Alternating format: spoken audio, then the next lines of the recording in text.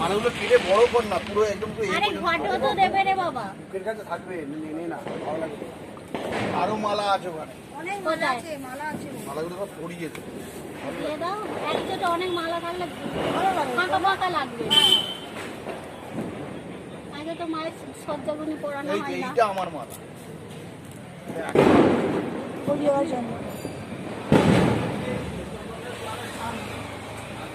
আর আছে মালা আছে, ঠিক আছে পড়িয়ে দিই। মালা যত দামি তত ভালো লাগে। হ্যাঁ বললাম মালাগুলো পরি।